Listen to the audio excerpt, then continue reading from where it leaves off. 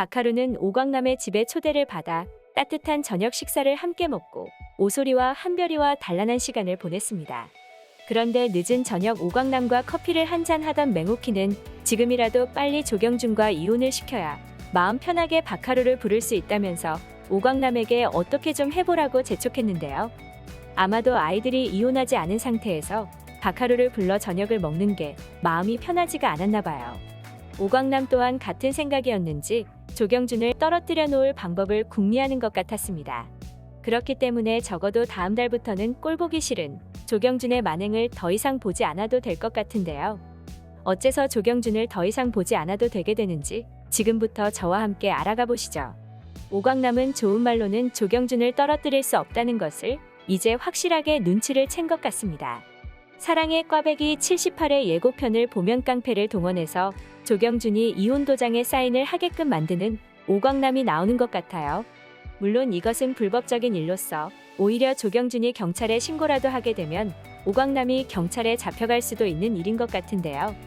하지만 오광남이 깡패까지 동원을 한 것은 조경준이 신변의 위협을 느끼게 하여 경찰에 신고할 생각조차 못하게 만들자는 각오가 서 있는 것 같습니다.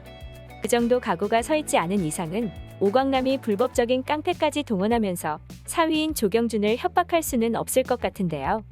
하지만 조경준은 끝까지 사인을 안 하겠다고 버티는 모습을 볼 수가 있었잖아요. 원래대로라면 위협만 하다가 이혼 도장을 받아내고 조경준을 보내줄 생각을 하고 있었던 오광남도 어쩔 수 없이 조경준을 폭행하게 될 것 같은데요.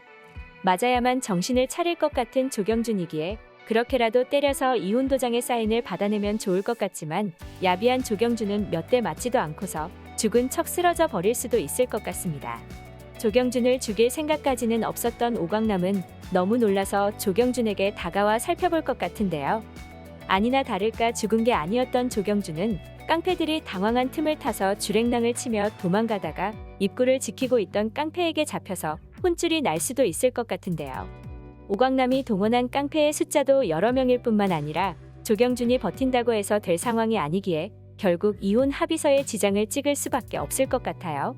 목적을 달성한 오광남은 조경준을 병원에 보내서 치료하도록 하고 당장 꽈배기에 달려가 오소리에게 이혼 서류를 줄 것 같은데요. 오소리는 생각지도 못했던 조경준의 합의에 깜짝 놀라서 기뻐할 것 같습니다. 당장 박하루에게 전화하여 기쁜 소식을 전할 텐데요. 아마도 오소리는 조경준이 스스로 지장을 찍을 리는 없고 오광남이 다른 방법을 동원했다는 것을 눈치챌 것 같은데요. 물론 사랑의 꽈배기 77의 마지막 장면에서 집 앞까지 찾아와서 오소리에게 집착하는 조경준을 잡아서 던져버리기도 한 오소리이기에 오광남의 행동을 이해해 줄 것 같습니다. 이러나 저러나 오소리와 오광남 부녀는 이제 무력을 사용해서라도 조경준을 떼어놓겠다는 의지가 확고한 것으로 보이는데요. 조경준의 만행은 너무나 죄질이 나쁘기 때문에 부녀가 정말 조경준을 가만히 놔둘 리는 없어 보입니다. 오소리 때문에 맨바닥에 내동댕이 쳤던 조경준은 이제 깡패들까지 만나게 되었으니 전치 6주 정도는 충분히 나올 만큼 혼쭐이 날 것 같은데요. 어쩌면 병원에 입원을 하여 일을 할 수 없게 되자 이사 자리를 공석으로 비워놓을 수 없다는 오광남의 주장으로 동방 이사에서도 자동적으로 해임될 수 있을 것 같네요. 과연 조경준은 깡패에게 맞고 정신을 차릴 수 있을까요? 다음 회가 정말 기대되네요. 오늘 영상 재밌으셨다면 구독과 좋아요 부탁드려요. 구독은 저에게 큰 힘이 됩니다. 시청해주셔서 감사합니다.